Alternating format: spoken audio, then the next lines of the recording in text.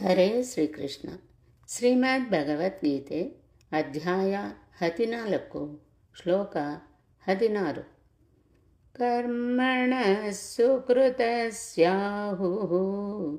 ಸಾತ್ವಿಕಂ ನಿರ್ಮಲಂ ಫಲಂ ರಜಸಸ್ತು ಫಲಂ ದುಃಖಂ ಅಜ್ಞಾನಂ ತಮಸಃ ಫಲಂ.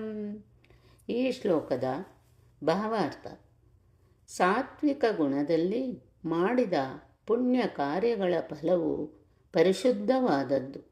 ಆದುದರಿಂದ ಎಲ್ಲ ಭ್ರಾಂತಿಯಿಂದ ಮುಕ್ತರಾದ ಮುನಿಗಳು ಸುಖವಾದ ಸ್ಥಿತಿಯಲ್ಲಿದ್ದಾರೆ. ರಜೋಗುಣದ ಕೆಲಸಗಳು ದುಃಖವನ್ನೇ ತರುತ್ತವೆ. ಐಹಿಕ ಸುಖಕ್ಕಾಗಿ ಮಾಡಿದ ಕೆಲಸವು ವಿಫಲವಾಗುವುದು ಖಂಡಿತ. ಉದಾಹರಣೆಗೆ, ಮನುಷ್ಯನು ತನಗೆ ಗಗನಚುಂಬಿ ಕಟ್ಟಡ ಬೇಕೆಂದು ಬಯಸಿದರೆ ಅದನ್ನು ಕಟ್ಟುವ ಮೊದಲು ಎಷ್ಟೋ ದುಃಖವನ್ನು ಅನುಭವಿಸಬೇಕಾಗುತ್ತದೆ.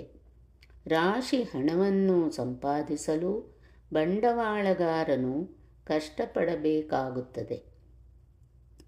ಈ ದುಃಖಗಳು ಇದ್ದೇ ಇರುತ್ತವೆ. ಹೀಗೆ ಭಗವದ್ಗೀತೆಯು ರಜೋಗುಣದ ಪ್ರಭಾವದಿಂದ ಮಾಡಿದ ಯಾವುದೇ ಕೆಲಸದಿಂದ ಖಂಡಿತವಾಗಿಯೂ ಬಹಳ ದುಃಖವಾಗುತ್ತದೆ ಎಂದು ಹೇಳುತ್ತದೆ. ಮಾನಸಿಕ ಸುಖ ಎಂದು ಕರೆಸಿಕೊಳ್ಳುವ ಸುಖವು ನನಗೆ ಈ ಮನೆ ಇದೆ ಅಥವಾ ಈ ಹಣ ಇದೆ ಎನ್ನುವ ಸುಖವು ಒಂದಿಷ್ಟು ಇರಬಹುದು. ಆದರೆ ಇದು ವಾಸ್ತವ ಸುಖವಲ್ಲ. ತಮೋಗುಣದ ವಿಷಯ ಹೇಳುವುದಾದರೆ, ಕರ್ತೃವಿಗೆ ಜ್ಞಾನವಿಲ್ಲ. ಆದುದರಿಂದ ಅವನ ಚಟುವಟಿಕೆಗಳಿಂದ ತತ್ಕಾಲಕ್ಕೆ ದುಃಖ.